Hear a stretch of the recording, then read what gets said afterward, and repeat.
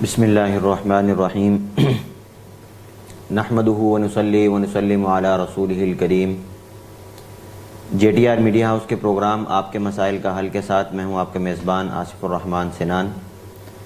ناظرین کرام، ہماری آج کی نشست میں موجود مہمانان گرامی میں شامل ہیں جناب مفتی محمد حسین خلیل خیل صاحب۔ آپ جامعۃ الرشید کے سینئر اساتذہ اور سینئر مفتیان کرام میں شمار ہونے کے ساتھ ساتھ کلیہ فقہ المعاملات المالیہ والعلوم الاداریہ کے اسسٹنٹ ڈائریکٹر بھی ہیں۔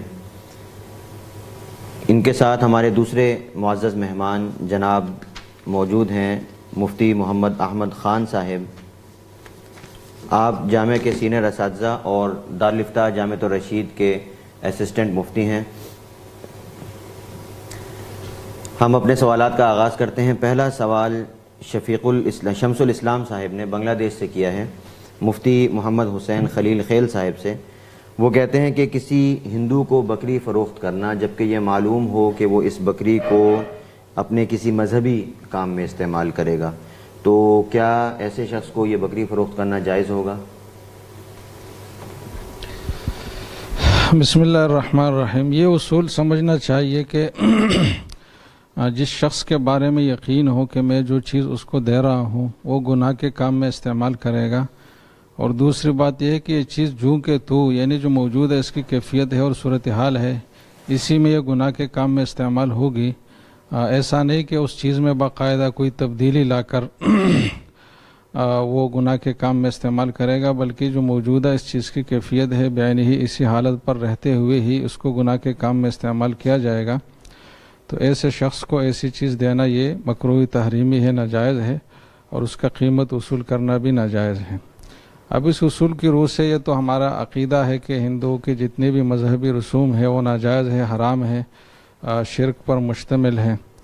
تو اگر کسی جگہ یقین ہے کہ یہ ہندو اس جانور کو غلط کام میں ہی اپنے مذہبی رسوم میں مثلا غیر اللہ کے نام پر ذبح کرنا اس کے لیے استعمال کرے گا، تو پھر اس اصول اور ضابطے کی روح سے یہ عمل مکروہ تحریمی اور ناجائز ہوگا، اور اس جانور کی قیمت کا استعمال بھی جائز نہیں ہوگا۔ بہت بہت شکریہ۔ کینیڈا سے حمزہ صاحبہ نے سوال کیا ہے۔ وہ کہتی ہیں کہ اسلام میں حرام اور حلال کا فرق بالکل واضح ہے، لیکن اس کے باوجود چند ایسے مسائل آتے ہیں جس میں ہمیں مشکلات کا سامنا ہوتا ہے۔ مثلا ان کا کہنا ہے کہ عرب ممالک میں مشینی ذبیحہ کے ذریعے سے ذبح کردہ جو مرغیاں ہیں ان کو حلال سمجھا جاتا ہے اور وہ اس کو استعمال کرنے کی اجازت دیتے ہیں، جبکہ ہمارے ہاں مشینی ذبیحہ کی اجازت نہیں دی جاتی۔ تو وہ کہتی ہیں کہ اب ہمارے اس ملک میں اکثر جو ہوٹل ہیں وہ انہی عرب حضرات کے ہیں، اور اب ہمارے لیے کیا حکم ہے کہ جب وہ حضرات یہ کہہ دیں کہ یہ مرغی حلال ذبیحہ ہے تو کیا یہ تحقیق کرنا ہمارے ذمہ لازم ہوگی کہ یہ مشینی ذبیحہ ہے یا ہاتھ سے ذبح کردہ مرغی ہے؟ یہ اس کے بارے میں رہنمائی فرمائیں کہ اس کا کیا حکم ہوگا۔ بس ان کی جو پہلی بات ہے کہ قرآن میں تو حلال حرام کا تصور واضح ہے، تو گویا کہ سوال یہ ہے کہ پھر یہ اختلاف کیوں ہے؟ کوئی مشین ذبیحوں کو جائز کہتے کوئی ناجائز کہتا ہے۔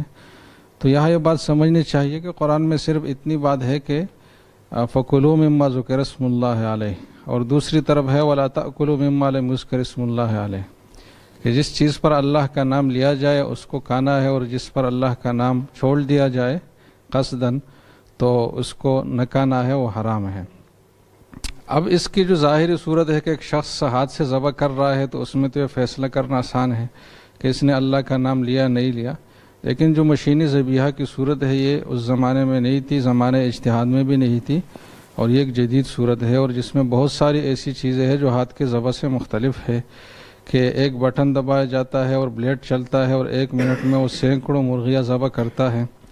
تو اس صورتحال میں یہ ممکن نہیں ہے کہ ہر مرغی پر الگ الگ اللہ کا نام لیا جائے اور اس کے لیے الگ الگ بٹن دبایا جائے۔ تو اس کے متبادل طریقے اختیار کیا جاتے ہیں کہ وہاں ٹیپ ریکارڈ کی آواز لگائی جاتی ہے جس میں اللہ کا نام بار بار لیا جاتا ہے ہر مرغی پر۔ وہ بھی بظاہر ہر مرغی پر نہیں ہوگا کیونکہ وہ 1 منٹ میں 100 سے زیادہ مرغیاں ہوتی ہے، تو 1 سیکنڈ میں 2-3 مرغیاں ذبح ہوتی ہے، تو اتنی تیز آواز سے تو شاید ٹیپ ریکارڈ بھی اس کو کور نہ کر سکیں۔ تو بہرحال یہاں جو جمہور علماء کرام ہے بر صغیر کے، ان کی تحقیق یہ ہے کہ مشینی ذبیحہ کئی وجوہات سے ناجائز ہے، اور اس سے جو ذبح شدہ جانور ہے اس کا استعمال جائز نہیں ہے.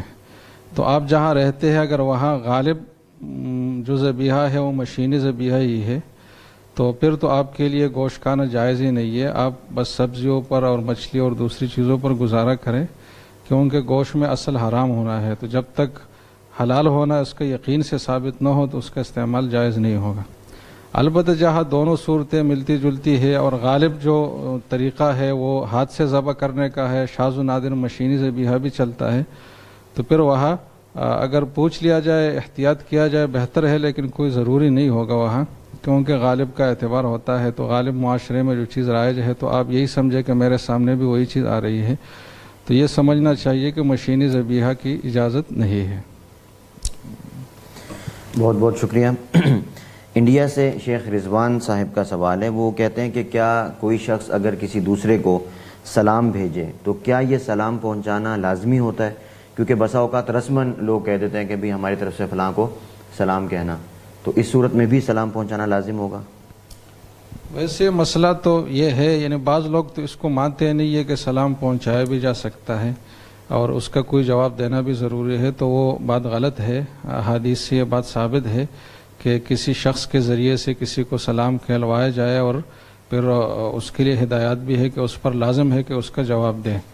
تو کسی شخص کے ذریعے سلام پہنچانا یہ درست ہے اور اس سلام کے پہنچانے کے بعد اس دوسرے شخص پر لازم ہے کہ اس کا جواب دے اور فوری طور پر اس کا جواب دے. اس طرح اگر تحریری سلام ہے تو بھی جواب دینا لازم ہے, زبانی کسی کے ذریعے بھیجا تو بھی جواب دینا لازم ہے.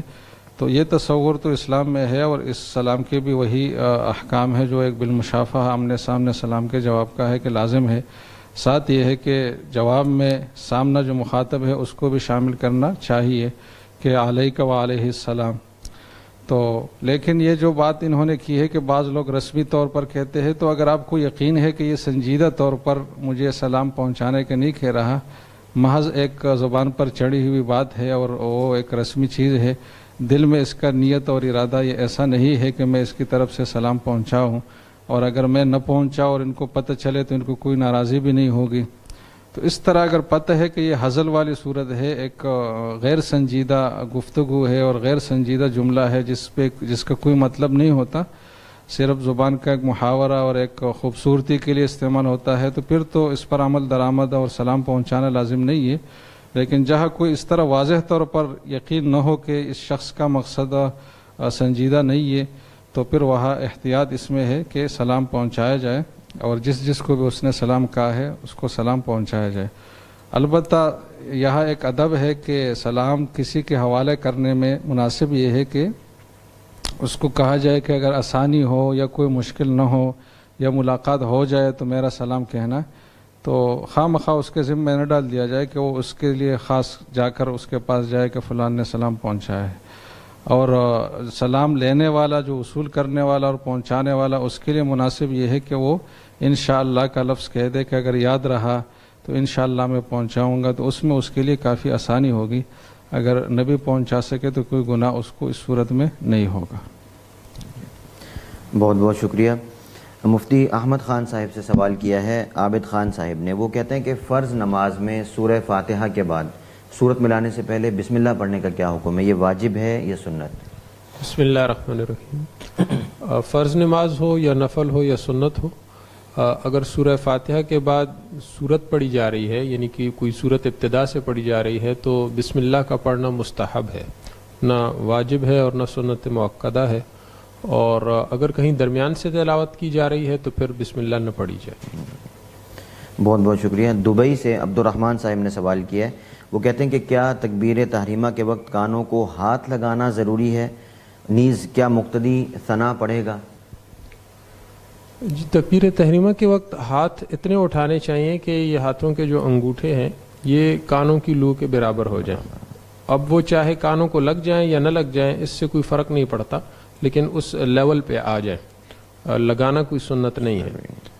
اور باقی جو ثنا کا انہوں نے پوچھا ہے, تو یہ امام نے اگر قرات شروع نہ کی ہو جہری نماز میں تو تب تو مقتدی ثنا پڑھے گا, اور اسی طرح اگر سری نماز ہے جس میں امام آہستہ قرات کرتا ہے تو اس میں بھی جس وقت شامل ہوگا نماز میں تو یہ ثنا پڑھے گا.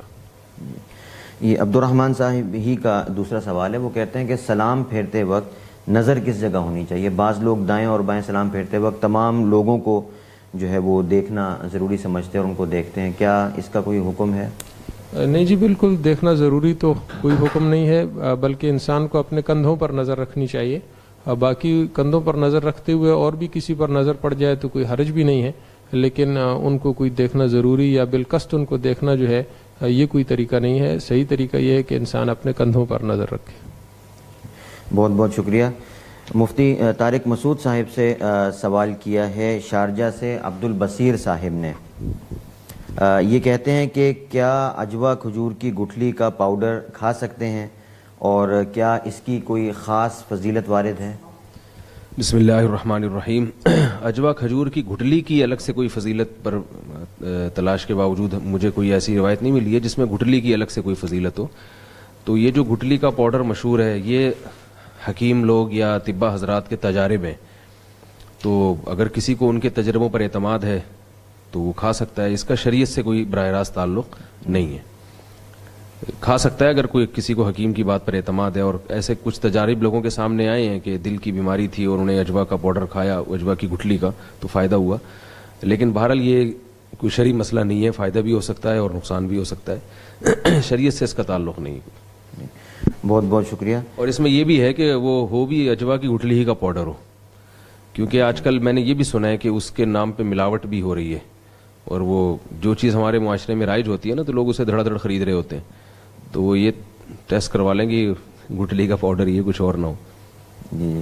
انڈیا سے حافظ غلام صاحب کا سوال ہے. وہ کہتے ہیں چاند یا سورج گرہن کے وقت اس وقت میں بیوی سے صحبت کرنے کا کیا حکم ہے؟ اس میں کوئی حرج تو نہیں؟ کوئی روایت تو ایسی نہیں ہے جس سے کوئی ممانعہ ثابت ہوتی ہے. انہوں نے خاص اس سے متعلق سوال پوچھا ہے. لوگ حاملہ عورت کے بارے میں پوچھتے ہیں کہ حاملہ عورت کا ایسی صورت میں کھلے آسمان کے نیچے آنا چاہیے، پہلی دفعہ ایسا کاٹنا یا اس طرح کے بارے میں. تو ان سے کہیں کہ اور بہت سارے اوقات ہیں. ٹھیک. ریاض سے موسیٰ جان صاحب کا سوال ہے. وہ کہتے ہیں کہ اگر کوئی عورت حاملہ ہے اور چاند گرہن کے دوران چھری یا کینچی کا استعمال کرے، یعنی سبزی وغیرہ کاٹے یا پھل کاٹے، تو اس کے ہونے والے بچے کا ہونٹ کٹا ہوا پیدا ہوتا ہے. اس قسم کی جو باتیں مشہور ہیں، کیا ان کا شریعت میں کوئی ثبوت ہے؟ جتنے بھی بچے پیدا ہوئے ہیں جن کے ہونٹ کٹے ہوئے ہیں، بعض بچے ایسے ہوتے ہیں جن کے ہونٹ کٹے ہوئے ہوتے ہیں، تو ان کے والدین سے تحقیق کر لی جائے، ان کی والدہ سے، کہ کیا وہ چاند گرہن کے وقت کچھ کاٹ رہی تھی. تو میرا خیال ہے ایسی کہانی تو نہیں ہے. غلط باتیں ہیں، جاہلانہ باتیں ہیں. البتہ چاند گرہن کے وقت عبادت میں مشغول ہونا چاہیے، صلاۃ الخسوف ہے اس کی طرف توجہ دینی چاہیے. لیکن اگر کوئی کچھ کاٹ لے تو اس سے کچھ بھی نہیں ہوتا. بہت بہت شکریہ. مفتی محمد حسین خلیل خیل صاحب سے سوال کیا ہے سرفراز صاحب نے سعودی عرب سے. وہ کہتے ہیں کہ اگر بچہ زندہ پیدا ہوا، 1 یا 2 گھنٹہ زندہ رہا لیکن رویا نہیں، اس کے بعد اس کا انتقال ہو گیا، تو کیا حکم ہے؟ جی، اگر یہ بات یقینی ہو کہ وہ زندہ پیدا ہوا تھا اور اس کی زندگی باقاعدہ ایک نارمل زندگی تھی اور پھر اس پر موت آ گیا ہے، تو پھر تو اس کو غسل بھی دیا جائے گا، کفن بھی اور نماز جنازہ بھی پڑھا جائے گا، اس کا نام بھی رکھا جائے گا. یہ چاروں احکام اس کے لیے ہوں گے. لیکن یہ ایک بات ہے کہ انہوں نے کہا کہ اس نے مطلب رویا نہیں، وہ جو عام طور پر بچے جیسے کہ ہوتا ہے اس وقت. تو فقہاء نے یہاں جو بات فرمائی ہے وہ اس شرط کے ساتھ ہے کہ ان استحل، کہ اگر وہ چیخ مارے اور روئے تو اس پر جنازہ اور یہ کفن وغیرہ کی چیزیں احکام ہوں گے. اور دوسری طرف ہے کہ اگر آواز نہ نکالی بچے نے تو پھر اس کو مردہ شمار کیا جائے گا. لیکن ساتھ یہ بھی ہے کہ آواز جو ہے یہ ایک علامت ہے زندگی کی، یہ کوئی واحد علامت نہیں، یہ دوسرے علامات بھی ہو سکتی ہے. لیکن ساتھ یہ بات بھی ہے کہ جس شخص کی زندگی مطلب ایک نارمل زندگی ہو، جس کو حیات مستقرہ کہا جاتا ہے، تو اس کے لیے یہ احکام ہے. اب اگر ایک شخص کوئی جانور ذبح ہو تو اس میں بھی مطلب کچھ منٹ تک زندگی ہوتی ہے، لیکن اس کو حیات اور زندگی نہیں کہا جاتا. تو اگر یہ بچہ پیدا ہوا ہے اور پیدا ہوتے ہی اس کی جان کنی کی حالت شروع ہوئی تھی اور یہ بالکل واضح تھا کہ یہ مرنے ہی والا ہے اور پھر اسی طرح مر گیا، تو پھر اس کا حکم مردہ بچوں کی طرح ہوگا، کیونکہ اس کو جو زندگی ملی ہے، ایک تو زندگی کی علامت اس میں نہیں پائی گئی کہ چیخ مارنا اور رونا، اور دوسرا یہ کہ واضح طور پر اس کی زندگی عارضی تھی.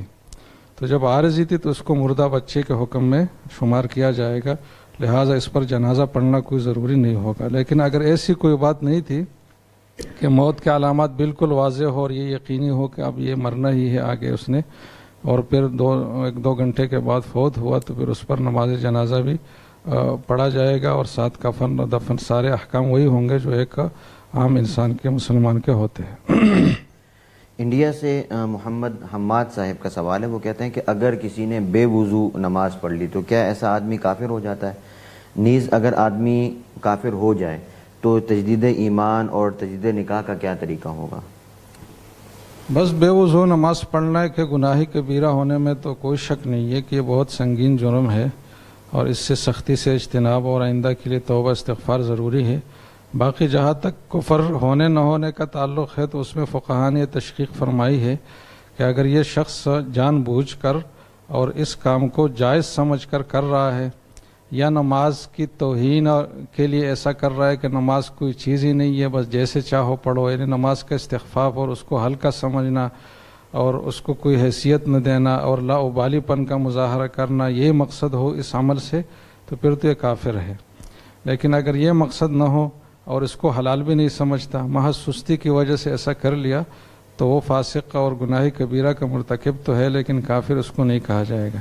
جس صورت میں آدمی کافر ہو جاتا ہے اس میں تجدید ایمان تو یہ ہے کہ کلمہ توحید دوبارہ پڑھے، لا الہ الا اللہ محمد الرسول اللہ اور شہادتین پڑھے، اور تجدید نکاح وہی ہے کہ جس طرح نکاح عام طور پر ہوتا ہے کہ نئے مہر کے ساتھ ایجاب و قبول ہو، تو اس طریقے سے نیا نکاح بھی کرنا ضروری ہے۔ خرم مغل صاحب نے سوال کیا ہے کہ اگر آدمی ایک امام کو فالو کر رہا ہو تو ایسی صورت میں کسی خاص مسئلہ میں دوسرے امام کو فالو کرنا اور اس کا کوئی مسئلہ لے کر اس کی اتباع کرنا، اس کا کیا حکم ہوگا؟ بس ایک امام کی جو تقلید ہے ان کو فالو کرنا ہے، یہ اس وجہ سے ضروری ہے کہ لوگ جو ہے نا اپنے خواہشات کو جو ان کے دل میں آئے اس پر نہ چلے، بلکہ واقعی شریعت پہ چلنا ان کا مقصود ہو، اور اس کی علامت یہ ہوگی کہ وہ حکم اس کی مرضی کا ہے یا نہیں ہے، اس نے اس پر چلنا ہے۔ اگر ہر شخص کو اجازت دی جائے کہ آپ کو جو چاہے، جو جس وقت جو چیز پسند آئے آپ اس کو اختیار کرے، تو یہ شریعت کی بجائے اپنے نفس اور خواہش کے اتباع کی صورت ہے، جو کہ جائز نہیں ہے۔ لہٰذا عام حالات میں تو اس کی اجازت نہیں ہے کہ کبھی آدمی اس قول کو لے کبھی اس کو لے۔ البتہ اگر کسی کو کوئی خاص مجبوری ہے اور اس مجبوری کا حل اور کوئی متبادل اس مذہب میں جس کو فالو کر رہا ہے نہیں ہے، تو پھر کسی ماہر اور مستند مفتی کے مشورے سے وہ دوسرے مذہب کے قول پر عمل کر سکتا ہے۔ جی بہت بہت شکریہ جناب مفتی محمد حسین خلیل خیل صاحب۔ اگلا سوال مفتی احمد خان صاحب سے کیا ہے، دبئی سے احمد دین صاحب نے۔ یہ کہتے ہیں کہ اگر آدمی اذان کے بعد جماعت سے پہلے انفرادی نماز پڑھتا ہے تو کیا نماز ہو جائے گی؟ یعنی فرض نماز اگر وہ انفرادی پڑھ لیتا ہے۔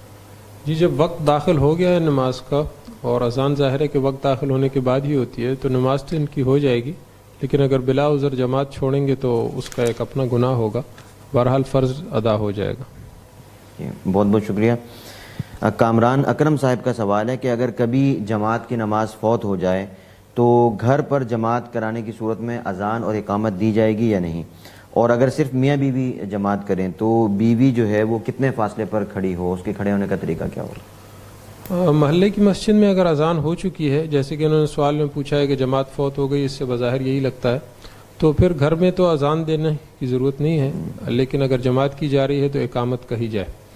لیکن یہ صورت میں ہے کہ جب کوئی مرد جو ہیں وہ جماعت کر رہے ہوں آپس میں، اگر یہ محض اپنی اہلیہ کے ساتھ پڑھ رہے ہیں، جماعت کر رہے ہیں، تو اس صورت میں اقامت بھی کہنے کی ضرورت نہیں ہے، اور وہ بالکل ان کے پیچھے کھڑی ہوں گی، یعنی فاصلہ صورت یہ ہوگی کہ وہ ان کے بالکل پیچھے کھڑی ہو جائیں اور یہ آگے کھڑے ہوں، ساتھ میں ان کے کھڑے نہ ہوں، نہیں یعنی پچھلی جو صف ہوتی ہے ایک صف کے فاصلے پر، جی جی بالکل، جس طرح ایک مقتدی کھڑا ہوتا ہے، صف بنتی ہے تو امام کے پیچھے مقتدی کھڑے ہوتے ہیں، اس سے بالکل پیچھے کھڑی ہو جائے۔ بہت بہت شکریہ۔ راول پنڈی سے شمس الوہاب صاحب کا سوال ہے، وہ کہتے ہیں کہ میں آن لائن قرآن مجید پڑھاتا ہوں اور کلاسز کا جو ٹائم ہے وہ فکس ہوتا ہے، بسا اوقات جماعت کا وقت نکل جاتا ہے اور میں گھر میں ہی پڑھ لیتا ہوں اور بسا اوقات جماعت مل جاتی ہے، تو کیا میرے لیے اس حالت میں نماز گھر میں پڑھنا جائز ہوگا؟ نیز ان کا یہ کہنا ہے کہ قرآن مجید پڑھانے کی فیس متعین کرنا، اس کے بارے میں بتا دیں کہ یہ کیسا ہے؟ بس انہیں چاہیے کہ جنہیں یہ پڑھاتے ہیں تو ان کے ساتھ یہ بات طے کر لیں کہ بیچ میں جو نماز کا وقت آئے گا وہ مشکل سے 10 منٹ یا زیادہ سے زیادہ آنے جانے کا وقت بھی ملا لیا جائے تو 15 منٹ بن جاتے ہیں، تو وہ وقت مستثنا ہوگا، اس میں میں نماز پڑھ کے آؤں گا پھر باقی آپ کو پڑھاؤں گا. تو یہ معمول بنا لینا کہ ہمیشہ جماعت چھوڑ دی جائے پڑھانے کی وجہ سے، تو یہ تو درست نہیں ہے، اور انہیں اپنا یہ معاملہ اس طرح کرنا چاہیے کہ بہرحال یہ نماز جو ہے یہ جماعت کے ساتھ پڑھیں، اور اگر رہ جائے کبھی تو پھر ظاہر ہے پڑھنی پڑے گی اکیلی. اور باقی یہ جو انہوں نے پوچھا کہ قرآن مجید پڑھانے کے لیے اجرت مقرر کرنا، تو اس کی گنجائش ہے. بہت بہت شکریہ. مفتی طارق مسعود صاحب سے سوال کیا ہے اظہر علی صاحب نے. یہ کہتے ہیں کہ کیا چاند گرہن کا اثر حاملہ عورت پر ہوتا ہے اور اسے کوئی احتیاط کرنی چاہیے اس حالت میں؟ یہ تو میڈیکل سائنس کی بات ہے، تو ڈاکٹروں سے پوچھا جائے کہ چاند گرہن کا اثر حاملہ عورت پہ ہوتا ہے کہ نہیں ہوتا. شریعت میں اس بارے میں ہمیں کچھ بھی نہیں ملتا. بہت شکریہ. نگار فاطمہ صاحبہ کا سوال ہے کراچی سے. وہ کہتی ہیں کہ خواب کی حقیقت کیا ہے؟ کیا خواب میں روح حقیقت میں سفر کرتی ہے اور جن لوگوں سے وہ ملتی ہے ان کی بھی حقیقی روحیں وہاں موجود ہوتی ہیں؟ نیز اچھے اور برے خواب کا تعلق کس بات سے ہوتا ہے؟ قرآن مجید میں ہے اللہ یتوفی الانفس حین موتها واللتی لم تمت فی منامها، کہ جب تم سو جاتے ہو تو اللہ تمہاری روحوں کو قبض کر لیتا ہے. اب یہاں اللہ تعالیٰ جب روح کو قبض کر لیتے ہیں تو روح کا جسم سے تعلق کچھ کمزور ہو جاتا ہے. اب باقی وہ روح قبض ہونے کے بعد ہوتا کیا ہے، وہ روح بھٹکتی ہے یا خواب میں خود آپ کے اپنے دماغی خیالات ہوتے ہیں، یہ تو ایک سائنٹیفک حقیقت ہے جو ڈاکٹر ہی زیادہ اچھی طرح بتا سکتے ہیں. ہمیں شریعت میں بس اتنی بات ملتی ہے کہ نیند کی حالت میں روح کا جسم سے تعلق کمزور ہو جاتا ہے. باقی شریعت میں خواب کی کیا اہمیت ہے اس پر پہلے کافی تفصیل سے بات ہو چکی ہے. رسول اللہ صلی اللہ علیہ وسلم نے فرمایا کہ لم یبق من النبوۃ الا المبشرات، کہ نبوت ختم ہو گئی مگر خوشخبریاں باقی ہیں. صحابہ نے پوچھا مل مبشرات یا رسول اللہ، وہ خوشخبریاں کیا ہیں؟ آپ صلی اللہ علیہ وسلم نے فرمایا الرؤیا الصالحہ، اچھے خواب. اور آپ صلی اللہ علیہ وسلم نے یہ بھی فرمایا کہ قرب قیامت میں جو مومن لوگ ہیں، مراد اس سے کامل مومن ہے، تو ان کے خواب سچے ہونا شروع ہو جائیں گے بہت کثرت سے. تو خواب حدیث میں آتا ہے نبوت کا 46واں حصہ ہے. تو بالکل خواب کا انکار کرنا کہ اس میں اللہ کی طرف سے کبھی کوئی ہدایت مل ہی نہیں سکتی یا کوئی اس کے کوئی تعبیر ہو ہی نہیں سکتی، یہ تو 100% غلط بات ہے. کبھی کبھار خواب سچے بھی نکلتے ہیں، لیکن کبھی کبھار نکلتے ہیں اور اس کی تعبیر بھی ہوتی ہے. برے خواب بھی ہوتے ہیں، اچھے خواب بھی ہوتے ہیں. اچھے خوابوں کی اچھی تعبیر ہوتی ہے، برے خوابوں کی بری تعبیر ہوتی ہے. لیکن یہاں دو چیزیں ہیں جن میں لوگ گڑبڑ کر رہے ہیں. ایک تو یہ کہ ہر خواب کی لوگ تعبیریں پوچھ رہے ہوتے ہیں. اب آپ کے پیٹ میں جب گیس ہوگی تو ڈرانے خواب لازمی آئیں گے، یہ حقیقت ہے. لوگ اس کو، میں جب یہ بات کرتا ہوں لوگ اس کو مزاح سمجھتے ہیں، یہ حقیقت ہے. آپ تجربہ کر کے دیکھ لیں، جب آپ کو قبض ہوگا تو آپ کو ڈرانے خواب آئیں گے. کسی بھی ڈاکٹر سے پوچھ لیں، کسی بھی حکیم سے پوچھ لیں، جب آپ چت لیٹتے ہیں اور پیٹ میں آپ کے گیس بھی ہو تو آپ کو ڈرانے خواب آئیں گے. اس سے گھبرانے کی ضرورت نہیں ہے، اس میں آپ کو سانپ بھی آئیں گے، چڑیلیں بھی آئیں گی. تو پھر وہ آپ جب تعبیر والوں سے پوچھیں گے تو وہ تعبیر نکال دے گا، چڑیل سے مراد آپ کی سانس ہیں اور سانپ سے آپ کی نند مراد ہیں. تو وہ خام خواہ کی فضول کی تعبیریں نکال رہا ہوتا ہے. تو ایسے خواب کا علاج ہے کہ رات کو گرم پانی سے 2 گولی کارمینہ کھا کے آپ سو جائیں تاکہ وہ پیٹ ہلکا ہو، یا رات کو جلدی کھانا کھائیں، دیر سے کھانا نہ کھائیں اور ہلکا کھانا کھائیں رات کو، اور ایسی چیزیں نہ کھائیں جس سے گیس پیدا ہوتی ہے. یہ بہت سارے لوگوں کا الحمدللہ میں نے اس طرح سے برے خوابوں کا علاج کیا ہے، ورنہ وہ ان مصیبت میں پڑ گئے تھے کہ پتہ نہیں اب یہ کیا ہو رہا ہے. تو میں نے کہا کچھ بھی نہیں ہو رہا، ہلکا پیٹ سوئیں گے تو انشاءاللہ اچھے خواب آئیں گے. تو ان کو وہی جنت کے خواب آنا شروع ہو گئے.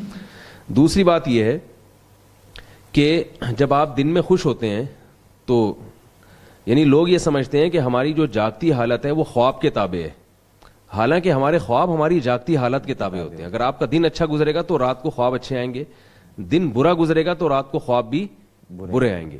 لوگ سمجھتے ہیں کہ رات کو خواب برا آیا ہے تو اگلا دن برا گزرے گا، ایسا نہیں ہے.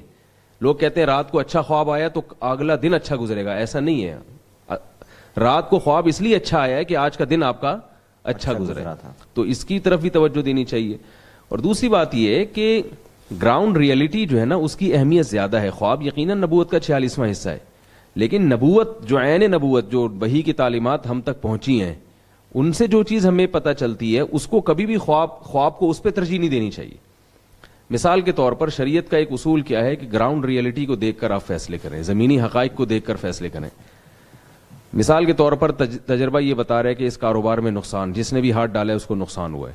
اب آپ کو خواب آیا کہ میرا کاروبار میں اس میں پیسہ لگاؤں گا، انویسٹ کروں گا تو بہت ترقی کروں گا. تو گراؤنڈ ریئلٹی کیا کہہ رہی ہے کہ بھائی ابھی تک کسی کو اس کاروبار میں ترقی نہیں ملی. آپ صرف خواب کی بیس پر اگر وہ کاروبار شروع کر دیں تو اس میں آپ کو بہت نقصان ہو سکتا ہے. کیونکہ شریعت کیا کہتی ہے، مشورہ لیا جائے ماہرین سے. تو جو بھی ماہرین آپ ہیں وہ آپ کو مشورہ دیں گے بھائی ہم نے اس میں انویسٹ کیا تو ہمیں نقصان ہوا. تو لوگ گراؤنڈ ریئلٹی کو بھول جاتے ہیں اور صرف خواب پر پورا مدار رکھ لیتے ہیں اور اس خواب کا یقین بھی نہیں ہوتا کہ یہ سچا ہے یا شیطانی کوئی تصرف ہے. تو خواب کی یقیناً اہمیت ہے، مگر ان تمام چیزوں کو سامنے رکھ کر فیصلہ کرنا چاہیے. بہت بہت شکریہ. کراچی سے سدرا صاحبہ کا سوال ہے کہ فرضی کہانیاں یا ناول وغیرہ لکھنا اور اس سے مقصد یہ ہو کہ معاشرے کی اصلاح ہو، اصلاحی قسم کی اس طرح کی اس میں باتیں ہوں، تو ایسی فرضی کہانیاں لکھنے کا کیا حکم ہے؟ فرضی کہانیاں اگر لکھی جائیں اور اس میں جو کہانی پڑھنے والا ہے اس کو یہ پتا ہو کہ فرضی ہی ہے تو، اور اس کا کوئی مضمون خلاف شرع بھی نہ ہو، کوئی بےہودگی بے حیائی نہ پھیل رہی ہو، تو وہ جائز ہے، ایک مباح چیز ہے. تو یہی اسی طرح کوئی فرضی واقعات جو لوگ سناتے ہیں، عبرت کے واقعات، تو اس میں اگر لوگوں کو پتہ ہے کہ یہ فرضی واقعہ ہے تو پھر وہ بھی جھوٹ کے زمرے میں نہیں آتا، وہ بھی جائز ہے. لیکن اگر اسلوب ایسا اختیار کیا جائے گویا کہ کوئی تاریخی واقعہ ہے اور اس میں پھر اس طرح کی، ہاں اگر اسلوب ایسا ہے کہ وہ یہ سمجھ رہا ہے کہ واقعی ایسا ہوا ہے تو پھر یہ تو دھوکے بازی میں آئے گا. تو صریح حدیث ہے اس بارے میں کہ جو لوگوں کو ہنسانے کے لیے جھوٹ بولتا ہے تو آپ صلی اللہ علیہ وسلم نے اس پہ بہت سخت وعید بیان کی ہے اس کے لیے. بہت بہت شکریہ. مفتی محمد حسین خلیل خیل صاحب سے سوال کیا ہے خواجہ یوسف صاحب نے. وہ کہتے ہیں کہ کیا درود ناریہ پڑھنا جائز ہے؟ اگر جائز ہے تو اس کی فضیلت کیا ہے؟ بس ایک تو یہ نام نامناسب ہے کہ درود کے ساتھ نار کا لفظ آئے، کیونکہ نار کا مطلب آگ ہے، تو اس کے اگر کوئی صحیح توجہ کی بھی جائے تو بھی یہ نام بہرحال نامناسب ہے. دوسری بات یہ کہ درود میں نے دیکھی ہے اس میں کوئی غلط تو شرکی الفاظ تو نہیں ہے، لیکن اس کے جو فضائل بیان ہوئے ہیں کہ یہ اگر کسی نے پہاڑ پر بھی پڑھا تو وہ ٹکڑے ٹکڑے ہو جائے گا، اور جس کے دل میں جو بھی تمنا ہے جب یہ درود پڑھے گا تو وہ ضرور حاصل ہوگا. تو کسی چیز کے لیے ثواب اور عقاب بیان کرنا، یعنی اس کے فوائد بیان کرنے، نقصانات بیان کرنا، یہ وحی سے ہی ثابت ہو سکتا ہے. اپنے ذہن سے آدمی کسی چیز کے اس طرح فوائد و برکات نہیں بیان کر سکتا. اور یہ بھی ایک اصول ہے کہ اس طرح کے من گڑت جو فوائد لوگوں نے اپنی طرف سے گڑھ لیے ہیں، اگر اس کے لیے کوئی اس طرح کے درود پڑے گا تو اس نیت سے پڑھنا درست بھی نہیں ہوگا، کیونکہ اگرچہ اس میں شرکی الفاظ نہیں ہے لیکن جس ثواب کی نیت سے وہ پڑھ رہا ہے وہ ثواب ثابت نہیں ہے کسی حدیث سے، وہ اپنی طرف سے گڑھی ہوئی چیز ہے. تو جو قرآن اور اسماء حسنہ کے لیے جو مطلب قرآن میں جو باتیں بیان ہوئی ہے کہ یہ بھی لکھا ہے کہ اس کے فوائد اتنے زیادہ ہے کہ اگر تمام سمندر سیاہی بن جائے تو بھی اس کے فوائد ختم نہیں ہو سکتے. تو قرآن کی جو آیت ہے اللہ تعالیٰ کے اسماء حسنہ کے حوالے سے وہ ہے کہ وہ فضیلت یہاں ثابت کی گئی ہے، تو اس میں بہت مبالغہ سے کام لیا گیا ہے. تو اگر کوئی پڑھ لے تو گناہ تو نہیں ہوگا فی نفسی ہی، لیکن ان ثواب کی نیت سے جو لوگوں نے بیان کی اپنی طرف سے، اس نیت سے پڑھے تو اس سے اجتناب ضروری ہے. پھر یہ کہ جو درود ثابت ہے حدیث سے، اور مطلب یہ کہ اس میں ظاہر ہے کہ سب چیزیں موجود ہے، عربی کی فصاحت و بلاغت بھی ہے، حضور صلی اللہ علیہ وسلم کے مقام عالی کا جو شایان شان الفاظ ہے وہ بھی ہے، اور ساتھ جو بھی ایک فضیلت درود میں ہو سکتی ہے وہ منصوص جو درود ہے ان میں ثابت ہے. تو جو چیز حدیث سے ثابت ہے اس کو ہی ترجیح دینی چاہیے، اسی کو پڑھنا چاہیے، اور اسی کا جو ثواب بیان ہوا ہے اس پر یقین رکھنا چاہیے. اپنی طرف سے جو لوگوں کی اس طرح کی بنائی ہوئی چیزیں ہیں یہ بہرحال وحی سے ثابت شدہ چیزوں سے نہ افضل ہو سکتی ہے نہ اس کے برابر ہو سکتی ہے. لہٰذا وحی سے جو درود ثابت ہے، سب سے افضل جو درود ہے وہ درود ابراہیمی ہے، اور بھی صیغے ہے، 40 تک صیغے حدیث میں ثابت ہے، تو انہی کا اہتمام کرنا چاہیے. اس طرح کے جو بہت سارے نام ہیں درود فلان اور درود فلان، تو یہ لوگوں کی اپنی طرف سے بنائی ہوئی ہے. تو پڑھنا ناجائز تو نہیں ہوگا، لیکن کوئی جو ثواب بتایا جاتا ہے اس نیت سے پڑھنا درست نہیں ہوگا. بہت بہت شکریہ. ڈیرہ غازی خان سے محمد طاہر صاحب کا سوال ہے کہ شادی کے موقع پر پیسوں والا ہار یا صحرا پہننا اور پیسوں کو گھما کر جو ہے وہ دینا اور اس طرح سر پر پیسے پھینکنا، اس کا کیا حکم ہے؟ بس یہ رسم ہے معاشرے کے اور اس میں فضول خرچی بھی ہے، تو اس سے اجتناب ضروری ہے. بہت شکریہ. اسی طرح ایک سوال یہ کیا گیا ہے کہ اپنی بیوی کی بہن کی بیٹی سے شادی کرنا یہ شرعاً جائز ہے یا نہیں؟ اگر کسی نے اس طرح کی شادی کر لی ہے تو اسے کیا کرنا چاہیے؟ جی صحیح حدیث میں ہے کہ لا تنکح المرأۃ علی عمتها ولا علی خالتها ولا علی ابنۃ اخیها ولا علی ابنۃ اختها. اس میں وضاحت ہے کہ کسی عورت کو اس کی بانجی کے ساتھ یعنی خالہ اور بانجی کو آپس میں جمع نہیں کیا جا سکتا. یہ بھی اسی طرح حرام ہے جس طرح دو بہنوں کو جمع کرنا حرام ہے. تو یہ عمل حرام ہے، ناجائز ہے. اگر کسی نے کیا ہے تو دوسرا جو نکاح اس نے کیا ہے، خواہ وہ دوسرا نکاح خالہ سے کیا ہو یا بانجی سے، وہ دوسرا والا نکاح باطل ہوگا. اور مزید یہ ہے کہ اگر دوسرے نکاح میں ازدواجی تعلقات بھی قائم کیے ہیں تو جب تک اس دوسری عورت کی عدت جو 3 ماہواریہ ہے عام طور پر وہ نہ گزر جائے تو پہلی والی بیوی سے ازدواجی تعلقات بھی جائز نہیں ہوں گے. تو یہ عمل حرام ہے، ناجائز ہے، اور اس سے اجتناب ضروری ہے، اور فقہی حکم اس کا اس طریقے سے. بہت شکریہ. کراچی سے فیصل احمد صاحب کا سوال ہے. وہ کہتے ہیں کہ ہمارے مدرسہ کی عمارت الگ ہے اور محتمم صاحب کی جو مسجد ہے وہ الگ ہے. ہم آج کل مدرسے میں پانی نہ ہونے کی وجہ سے محتمم صاحب کی مسجد میں وہاں آئے ہوئے ہیں اور وہیں پر ہماری رہائش ہے. تو کہتے ہیں کہ کیا ہم جو مسجد کی بجلی استعمال کر رہے ہیں اور گیس استعمال کرتے ہیں اس کا بل ہمارے ذمہ ہوگا یا وہ مسجد والے ہی دیں گے؟ بس ظاہر ہے ان کا وہاں رہنا اس وجہ سے کہ مدرسہ معطل ہے یا وہاں کچھ مشکلات ہے، تو یہ تو مسجد کے مصارف میں اور مسجد کے کاموں میں یہ نہیں آتا. تو مسجد انتظامیہ کو یہ حق حاصل ہے کہ ان سے بل کا مطالبہ کریں. اگر وہ اپنی طرف سے ادا کرتے ہیں تو کوئی حرج بھی نہیں ہے، لیکن اگر ان سے مطالبہ کیا جائے تو بھی وجہ ہے، ان کو پھر بل دینا پڑے گا. بہت بہت شکریہ. مفتی احمد خان صاحب سے اسد خان صاحب کا سوال ہے. وہ کہتے ہیں کہ اگر کوئی حافظ قرآن سورہ توبہ کی شروع میں برکت کی غرض سے جان بوجھ کر بسم اللہ پڑھے تو کیا اس سے وہ گناہ گار ہوگا؟ اگر تلاوت کی ابتدا ہی سورہ توبہ سے کی جائے تو پھر تو بسم اللہ پڑھنی چاہیے. لیکن اگر انسان پہلے سے تلاوت کرتا ہوا آ رہا ہے، سورہ انفال پڑھی پھر اس کے بعد سورہ توبہ پڑھنی شروع کی تو پھر بسم اللہ نہیں پڑھنی چاہیے.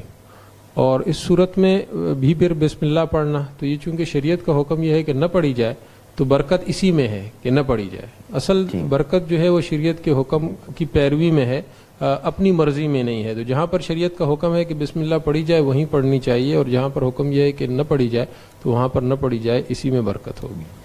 بہت شکریہ. کینیڈا سے ام احمد صاحبہ کا سوال ہے. وہ کہتے ہیں کہ اگر وطر رہ جائے اور فجر کی اذان کے بعد آنکھ کھلے تو پہلے وطر پڑھیں یا فجر کی نماز کے بعد جو ہے اشراق کے ساتھ وطر پڑھے جائیں؟ اس کی ترتیب کیا ہونی چاہیے؟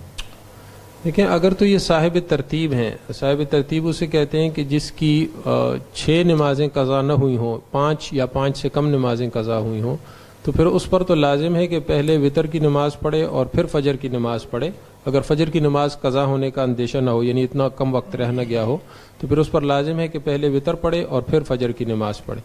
اور اگر صاحب ترتیب نہیں ہے تو پھر ان کے لیے گنجائش ہے، اس وقت بھی پڑھ سکتی ہیں فجر کی نماز سے پہلے اور فجر کے بعد بھی پڑھ سکتی ہیں. ہاں، طلوع آفتاب کے وقت نہیں پڑھ سکتی. تو یہ جو ممانعت ہے اس وقت نماز پڑھنے کی، وہ نفل نماز پڑھنے کی ہے. یعنی جس وقت صبح صادق ہو جائے تو طلوع آفتاب سے پہلے انسان کوئی نفل نماز نہیں پڑھ سکتا، صرف فجر کی 2 سنتیں پڑھی جاتی ہیں. تو قضا نماز بہرحال پڑھی جا سکتی ہے. اور یہ جو وطر کا مسئلہ ہے یہ میں نے بتا دیا کہ اگر یہ صاحب ترتیب ہوں پھر تو ان پر لازم ہے کہ پہلے پڑھیں، اور اگر صاحب ترتیب نہ ہو تو پھر ان کو اختیار ہے کہ پہلے پڑھیں یا بعد میں پڑھیں یا اشراق کے وقت پڑھیں. بہت بہت شکریہ. مفتی طارق مسعود صاحب سے سوال کیا ہے معاویہ خان صاحب نے کراچی سے. وہ کہتے ہیں کہ ایک شخص کو لوگوں کو ہنسانے کے لیے ایسا واقعہ بیان کرنا پڑتا ہے جس کی کوئی حقیقت نہیں ہوتی، یعنی جیسے لطیفہ وغیرہ ہوتا ہے اور عام طور پہ یہ غیر حقیقی ہی ہوتے ہیں، تو اسے جھوٹ بولنے کا گناہ ہوگا؟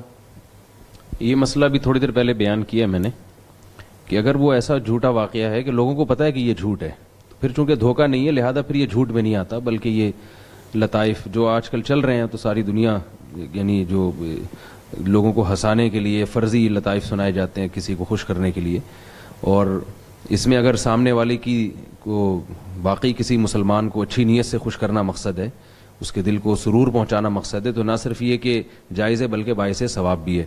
اور اگر اس سے کوئی سبق دلانا مقصد ہے، فرضی واقعات سے بھی لوگوں کو سبق حاصل ہوتا ہے، تو بھی یہ باعث ثواب ہے. لیکن اگر وہ اس طرح سے بیان کیا جائے کہ لوگ اس کو سچا واقعہ سمجھ رہے ہوں تو پھر یہ جھوٹ ہے اور اس پر حدیث میں بہت شدید وعید ہے. راولپنڈی سے محمد ساجد صاحب کا سوال ہے. وہ کہتے ہیں کہ مجھے راستے سے 1000 روپے ملے تھے اور میں نے اس سے اپنے لیے اسلامی کتابیں خرید لی تھیں, تو کیا میرا ایسا کرنا جائز تھا؟ راستے میں کوئی بھی گمشدہ چیز ملے یا پیسے ملے اس کو لقطہ کہا جاتا ہے, اور لقطہ کے بارے میں صحیح احادیث موجود ہیں, فقہاء کرام کے حکام موجود ہیں کہ وہ حتی الامکان مالک تک پہنچنے کی کوشش کی جائے. اگر 1000 کا نوٹ ملا ہے تو آپ اڑوس پڑوس میں دکان والوں کو اطلاع دے دیں کہ بھائی اگر کوئی بندہ یہاں پیسے تلاش کرتا ہوا نظر آئے تو آپ مجھے بتائیں, اطلاع دیں. جب بالکل مایوس ہو جائیں, بالکل امیدیں ختم ہو جائیں, تو پھر کس غریب کو صدقہ کر دیا جائے. خود غریب ہے تو خود بھی رکھ سکتا ہے, اس نیت کے ساتھ کہ جب اصل مالک ملے گا تو میں اس کو لوٹا دوں گا. تو اگر انہوں نے وہ 1000 روپے کی وہ کچھ بھی اسلامی کتابیں خرید لی ہیں, اگر یہ مستحق ہیں, غریب ہیں تو ٹھیک ہے, نہیں ہیں تو پھر بہتر یہ ہے کہ وہ صدقے کا التزام کر لیں کہ جو اصل مالک ہے اس کی طرف سے چاہے یکمشت 1000 روپے صدقہ کر دیں یا تھوڑے تھوڑے کر کے صدقہ کر دیں, اس کی نیت کر لیں. بہت شکریہ. کراچی سے بلال احمد صاحب کا سوال ہے. وہ کہتے ہیں کہ کیا مجبوری کے وقت گھر بنانے کے لیے یا گاڑی خریدنے کے لیے قرضہ لینا جائز ہے؟ قرضہ لینا جائز ہے, کوئی بھی مجبوری ہو اگر, لیکن اس صورت میں جائز ہے کہ آپ کو لوٹانے کی امید ہو. بعض لوگ جو قرضہ لیتے ہیں کسی سے تو اس کو یہ بتاتے ہیں کہ ہم لوٹا دیں گے, جبکہ ان کو پتہ ہوتا ہے کہ ہمارے پاس اسباب کی دنیا میں لوٹانے کی ہم طاقت نہیں رکھتے. تو پھر سامنے والے کے ساتھ یہ زیادتی ہو جاتی ہے, اس کے ساتھ جھوٹ بھی ہوتا ہے. اگر آپ یہ سمجھتے ہیں جیسے ابھی آپ کے پاس تنخواہ نہیں ہے, اگلے مہینے تنخواہ آ جائے گی, یا آپ کو پتہ ہے کہ اگلے سال سے میری تنخواہ بڑھ جائے گی تو میں قسطوں میں یہ قرضہ لوٹا سکتا ہوں, ایسی امید ہو تو پھر قرضہ لینا جائز ہے, لیکن بہرحال پسند نہیں کیا گیا قرضہ لینے کو. اور اگر یہ امید ہی نہیں ہے کہ میں لوٹا سکتا ہوں, پھر یہ گناہ کی بات ہے, کیونکہ سامنے والے کو اس میں اس کو اذیت ہے, اس کو ایذا پہنچانا ہے.